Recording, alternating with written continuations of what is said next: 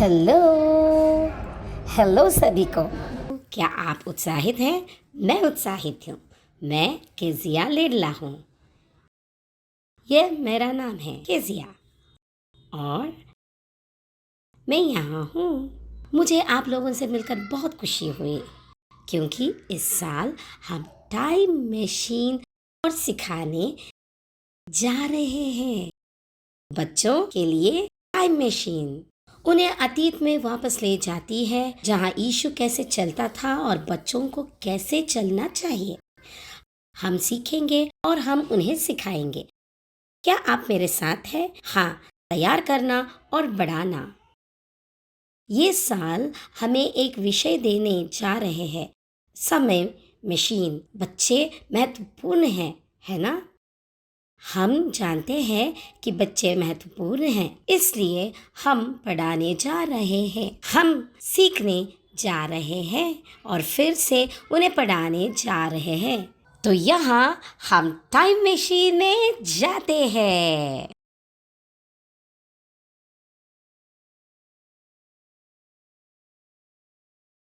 प्रत्येक रविवार को बच्चों के रूप में सबक के हिस्से के रूप में सीखने के लिए हमारे पास आते हैं। हम उन्हें आत्मकथाएं सिखाने जा रहे हैं, इसलिए मैं यही करने जा रही हूँ। अब कुछ मिनट के लिए मैं आपको आत्मकथाओं के साथ साथ बच्चों को बाइबल के पद यानी वचन कैसे सिखाना है उन तरीके के बारे में बताती हूँ। आत्मकथाएं। ये आत्मकथाएं क्या है? प्रत्येक रविवार को जब आप बच्चों को पाठ पढ़ाते हैं तो पाठ के साथ साथ आपको आत्मकथाएं भी पढ़ानी है। और आत्मकथाएं ही व्यवसाय है। दुनिया में बहुत सारे व्यवसाय हैं। ये बच्चे जो बड़े हो रहे हैं वो काल को इन व्यवसाय को लेंगे। आप उन्हें कैसे सिखाते हैं? आप उन्हें परिचय देते हैं। आप उन्हें बताते हैं कि उस व्यक्ति की क्या जिम्मेदारियां हैं जो उस पद पर है, और फिर सुसमाचार का प्रचार करने के अवसर क्या है। प्रभु के लिए गवाह बनने के लिए ये वही है जो आप आत्मकथाओं के अंदर सिखाने जा रहे हैं। मैं विस्तार में जाऊंगी। समाज में अलग अलग व्यवसाय क्या है? कुछ तो वकील है और कुछ ट्रक ड्राइवर, कुछ कचरा इकट्ठा करने वाले, कुछ तो वैज्ञानिक, शिक्षक, डॉक्टर, गाना गाने वाले, गायक हैं। आपके पास संडे स्कूल के शिक्षक हैं, वैज्ञानिक हैं और बहुत सारे हैं। और हमारे बच्चों को अगर ठीक से पढ़ाया जाता है व्यवसाय क्या है और वे समाज में कैसे लाभ पहुंचते हैं, तो वे बड़े होकर कल उन व्यवसायों को ले लेंगे। और जैसा कि हम जानते हैं कि कुछ व्यवसाय हैं जिन्हें खराब रोशनी में रखा जाता है, क्योंकि हो सकता है कि कुछ लोगों ने अपने पद की शक्ति का दुरुपयोग किया होगा। इसलिए हमें इन बच्चों को सिखाना होगा कि वे व्यवसाय क्या है, उनकी जिम्मेदारियां क्या है, और अगर यीशु उस जगह पर होती तो वे क्या करते। तो इस तरह से हम बच्चों को सिखाते हैं। और फिर ये उबाऊ नहीं होना चाहिए, दिलचस्प नहीं होना चाहिए। आप वास्तव में एक छोटे से नाटक, एक खेल के साथ शुरू कर सकते हैं। मेरा मतलब है बूम। संडे स्कूल में एक डॉक्टर होता है और एक मरीज डॉक्टर का इंतजार कर रहा होता है, और फिर डॉक्टर मरीज को देखता है और पता लगता है कि यह बीमारी क्या है, और फिर कुछ उपचार देता है, उसका इलाज करता है। और इस छोटे से दिलचस्प नाटक के खत्म होने के बाद, जिसमें सभी का ध्यान शामिल है, खत्म हो गया है, फिर हम चर्चा करते हैं कि वह पेशा क्या है और एक डॉक्टर की जिम्मेदारियां क्या है, और डॉक्टर परमेश्वर के राज के लिए क्या करता है। वह परमेश्वर का गवाह बन सकता है। तो ये कितना मजेदार है। तो आप देखें, मजा ही कुंजी है। Fun is the key. बच्चे मजा पसंद करते हैं और फिर हम उन्हें मजेदार तरीकों से सिखाने जा रहे हैं। ठीक है, 1 मिनट के लिए मैं सिर्फ एक पेशा लूंगी। उदाहरण के लिए, यदि मैं एक विशेष पेशे के बारे में पढ़ा रही हूँ, इस रविवार में एक पादरी के बारे में बताने जा रही हूँ। एक पादरी जिसे मैं अच्छी तरह से जानती हूँ, मेरे चर्च का पादरी मिस्टर सिरल। वे एक अद्भुत पादरी है जिसमें जिसमें आत्माओं के लिए जुनून है। वे एक अच्छे प्रतिबद्ध प्रचारक है। वे परमेश्वर के वचन की व्याख्या करने वाले एक समर्पित शिक्षक है और उन्हें बच्चों से बहुत लगाव है कि वे चाहता है कि बच्चे अपनी जवानी के दिनों में सृष्टिकर्ता को याद रखें और वे यूथ के लिए एक आइकॉनिक रोल मॉडल है। विश्वास करने वालों को बपतिस्मा देना एक अद्भुत सड़क यानी चौराहों पर प्रचार करने वाले प्रचारक है। सड़कों पर सुसमाचार लाना तो इस तरह एक प्रार्थना योद्धा उनके पास ऐसी जिम्मेदारियां थी और वे हमेशा आप जानते हैं खुद को योग्य साबित किया और फिर जहाँ भी गए उन्होंने प्रभु की गवाही दी। स्वेच्छा से आत्माओं को मसीह के लिए जीतना इस पृथ्वी पर परमेश्वर के राज्य का विस्तार करते हुए तो मैं इस तरह से जाऊंगी। ठीक है, मैं एक पादरी की भूमिका निभाने के बाद तो इस तरह से हम उन्हें पेशा या व्यवसाय सिखाने जा रहे हैं और सब फिर अब मैं एक विषय से मैं दूसरे पर कूदने जा रही हूँ। ठीक है, तो हर हफ्ते जब हम बच्चों को पढ़ाते हैं हम उन्हें पाठ के साथ पढ़ाने जा रहे हैं। याद करने वाला बाइबल वचन क्या है? ये याद करने वाला बाइबल वचन काम करता है। याद करने वाला बाइबल वचन एक छोटा पाठ या कुछ शब्द या वाक्यांश आपकी बाइबल से लिए गए हैं और बच्चों को बाइबल शिक्षा आप बाइबल सिखा सकते हैं, क्योंकि मैं आपको बताती हूँ कि हमें बच्चों को क्यों पढ़ाना चाहिए। यहाँ तक कि बच्चों को बाइबल सिखाई जा सकती है और बाइबल धर्मशास्त्र का भाग है जो बच्चे बहुत अच्छे से सीख सकते हैं, तुमसे और मुझसे ज्यादा। इसे वास्तव में याद करने का स्वर्ण युग कहा जाता है, उस मामले के लिए कुछ भी। इसलिए संडे स्कूल के बच्चे मेमोरी वचन सीखने के लिए सही है। मेमोरी वचन के अनुसार चलने के लिए, मेमोरी वचन दिल से सीखने के लिए और इसे याद रखना कुछ ऐसा है जो वे कर सकते हैं।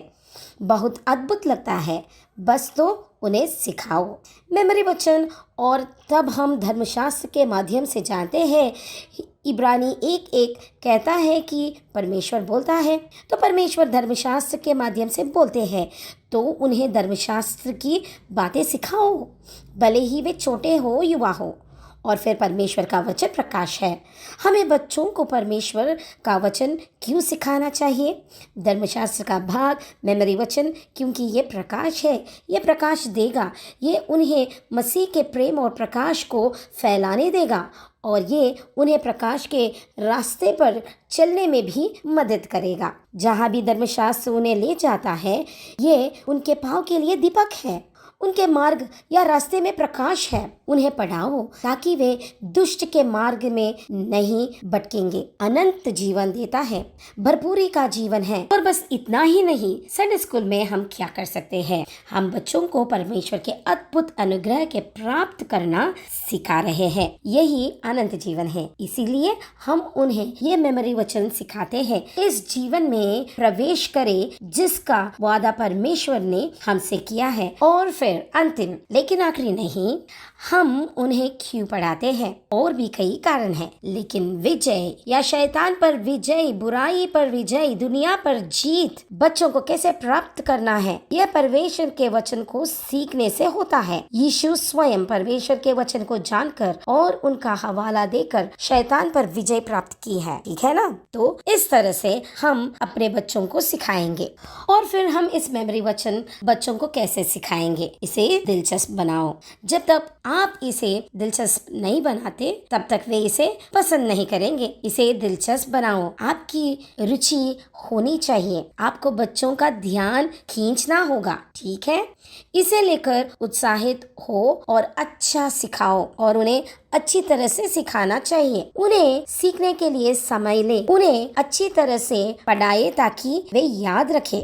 धर्मशास्त्र का पाठ ठीक से चुने, कोई भी और कहीं से भी मत लो। बस देखे कि वचन का क्या अर्थ है। प्रार्थना पूर्वक चुनिए। कुछ शब्द हो सकते हैं, शायद कुछ वाक्यांश अच्छी तरह से चुने ताकि उस धर्मशास्त्र या वचन के प्रयोग से उन्हें जीवन मिले, उन्हें प्रकाश दे और उन्हें सभी सत्य में ले चले। और फिर यह वचन समझाना है, यहोवा मेरा चरवाहा है। जब आप इसे लें तो इस वचन को शब्दों में तोड़िए, फिर बच्चों को समझाइए। इसका क्या मतलब है? एक चरवाहा वह कौन है, वे क्या करता है, इसीलिए उन्हें एक एक शब्द समझाइए और उन्हें इसका अर्थ बताइए। जब वे इसका अर्थ समझेंगे तब वे इसे सीखेंगे और इसे बेहतर समझेंगे और फिर विविध पद्धतियों का इस्तेमाल करें। इसलिए प्रत्येक सप्ताह एक अलग अलग मजेदार तरीके का उपयोग करें। गुब्बारे, पहेली, खेल, प्रतियोगिताएं जैसे अंतहीन सूची है, यानी कि असीमित सूची। आप हमारे पाठ्यक्रम को देखेंगे तो समझेंगे। आपके पास इतने सारे तरीके हैं जिनसे आप उन्हें बता सकते हैं कि बाइबल के मेमोरी वचन कैसे सिखाया जा सकता है। दोहराना ही कुंजी है। आपको दोहराना है ताकि वे इसे कंठस्थ कर सके वहीं पर ही। तो अब जो तरीके हम पहले ही देख चुके हैं और मनोरंजन के साथ उन्हें मजा से सिखाना चाहिए। कहना शुरू न करें, मैं आपको एक मेमोरी वचन सिखाने जा रहा हूँ, ऐसा कहिए, बल्कि आओ बच्चों, अब आप बस मजे करने वाले हैं और इसे जाने बिना भी वे सीखेंगे। खेलों के माध्यम से और प्रोत्साहन के माध्यम से वे सीखेंगे। हतोत्साहित किसी को ना करें, ठीक है? और शिक्षक ये ना भूले, ये निश्चय रूप से काम करता है। हाँ, और अब मैं आपको केवल एक वचन पद बताने जा रही हूँ। ये खाली पन्ना है, लिखने जा रही हूँ। मोमबत्ती से मैं उस पर लिखूंगी और उन्हें दिखाऊंगी। उसके बाद मैं कुछ रंग डालूंगी, कोई भी रंग। मैं अभी इस पर छिड़काव करने जा रही हूँ, ठीक है? अदृश्य लेखन जो मोमबत्ती के साथ किया जाता है। और लो देखो, यहोवा अच्छा है, शब्द निकल आए हैं, है ना? और इसे करना बच्चों को बहुत पसंद आएगा और इसमें शामिल होने के लिए तो खुशी से सीखकर पढ़ने के लिए आगे बढ़ेंगे, ठीक है? बस इतना ही। अलविदा, अलविदा, आशीर्वाद। अभी के लिए इतना ही। जब तक हम दोबारा ना मिले, अलविदा। अपना ध्यान रखना।